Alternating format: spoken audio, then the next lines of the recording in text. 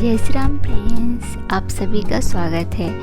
और ये मेरा एरिका पाम है। ये थोड़ा सा मुझे डल दिखाई दे रहा था, तो मैं सोची कि इसको मैं मिट्टी इंजेक्शन कर दूँ। तो अगर आपके पास भी ऐसा होता है कि आप पाम लगाए हो, थोड़ा सा डल दिखाई दे रहा है, तो उसमें कुछ पोषक तत्व की कमी हो जाती है, जो हमें कभी कभी मिट्टी भी हमें चेंज करना पड़ता है। तो ये मेरा पॉट, ये मेरा 2 साल हो गया था ये प्लांट का, तो मिट्टी सेम था, थोड़ा सा मिट्टी भी हार्ड हो गया था, बहुत नीचे बैठ गया था। नहीं, पानी डालते डालते मिट्टी भी बैठ जाता है। तो मेरा ये पॉट बड़ा था, तो मैं सोची कि पॉट ही चेंज कर दूँ। लेकिन आपका पॉट छोटा है, ठीक है, मीडियम साइज़ का प्लांट के अनुसार है, तो आप पॉट की जगह चेंज ना करके मिट्टी ही चेंज कर सकते हैं। तो मैं पूरा प्लांट ही निकाली हूँ, लेकिन केयरफुल, इसकी जड़ें अच्छी तरह से पूरी तरह से ध्यान दे के करना है, ताकि इसकी जड़ें जो आपस में ये टूटे ना। क्योंकि अगर आप प्लांट को एक जगह से नई जगह पे लगाते हो, थोड़ा सा उसके रूट्स थोड़ा सा हो गए, तो प्लांट भी डल हो जाता है। तो मैं आराम से करके, टाइम बहुत लगा, धीरे धीरे करके मेरे पास 2 पाम थे, मैं दोनों को आराम से करके, दोनों पॉट मेरा बड़ा स्टार्टिंग में मुझे आइडिया नहीं था, तो बड़े बड़े पॉट मैंने ले लिए थे, तो मैं दोनों से निकाल ली थी। ऐसे मैंने इधर मेरा मार्केट भी खुल गया था यहाँ का, तो नर्सरी जाके मैं कंपोस्ट लेकर आई थी और कोकोपीट, और इसमें मैं मिट्टी में सैंड तो पहले से ही था, सैंड मिट्टी, और मैं इसमें पेपर डाल दी हूँ। आप चाहें तो टुकड़ा भी डाल सकती हैं टेराकोटा का। इसमें से पानी भी आराम से बाहर, एक्स्ट्रा का जो पानी होता है बाहर आ जाता है।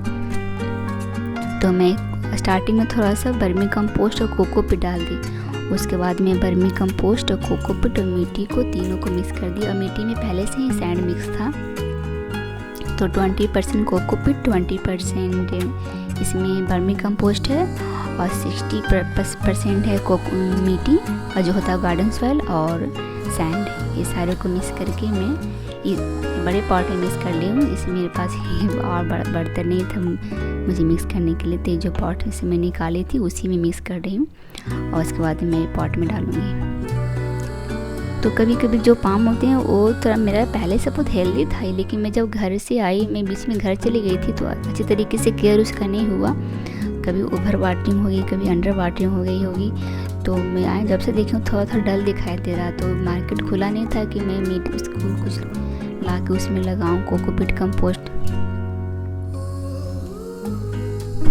अगर आपका ये प्लांट इस तरह से डल दिखाई दे रहा है, तो तुरंत ही इसका मिट्टी चेंज कर दें, क्योंकि मिट्टी भी 2 साल हो चुका था मुझे इस पॉट में लगाए हुए, और 2 साल से अच्छा प्लांट हेल्दी चल रहा था। मैंने कोई फर्टिलाइजर भी नहीं मैंने इसमें डाला था, और स्टार्टिंग में मैंने तो कोकोपीट और वर्मी कंपोस्ट भी नहीं मिलाई थी, बस जो गार्डन सॉइल था वही डाली थी।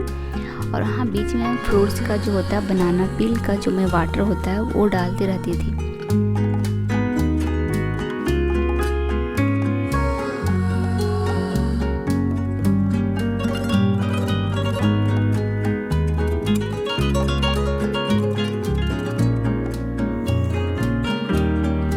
लेकिन मैं इसे बड़े से पॉट से देखिए, इसका कितना सारा रोड्स हो गए, तो अच्छी तरीके से मैं इसे पूरा रोड्स को ठीक से करके मैं एक जगह सेट कर दी हूँ, ताकि इसके रूट्स इधर उधर बिखरे ना, और मेरा प्लांट भी अच्छा रहे। और मैं इसमें जो सारे जो मिट्टी मिक्स की थी वो डाल दूँगी। और मेरा पॉट भी थोड़ा ज़्यादा बड़ा, देखिए मेरा स्मॉल पॉट जुलाई में दोबारा खरीद किया, वो कितना बड़ा था, ये सिर्फ प्लांट के हिसाब से बहुत बड़ा पॉट हो गया था। तो प्लांट के हिसाब से ही पॉट लेना चाहिए, नहीं तो बहुत दिक्कत हो जाती है, क्योंकि प्लांट होता है उस हिसाब से इतना बड़ा पॉट है। अगर आप डालेंगे, वाटर डालेंगे, तो बहुत देर तक रहता है। तो जितना साइज का होना चाहिए प्लांट, उसी हिसाब से पॉट ही ठीक रहता है। तो मैं जाके पॉट लाई थी। अगर आपका पॉट छोटा है तो बस आप मिट्टी चेंज कर सकते हैं, लेकिन मेरा पॉट बड़ा था, तो मैं पॉट ही चेंज कर दी। और लेकिन बहुत केयरफुल से मैं इसे चेंज की हूँ, इसकी जड़ों को ध्यान से, थोड़ा सा इधर, थोड़ा सा इसमें डैमेज नहीं हुआ इसके रूट्स को।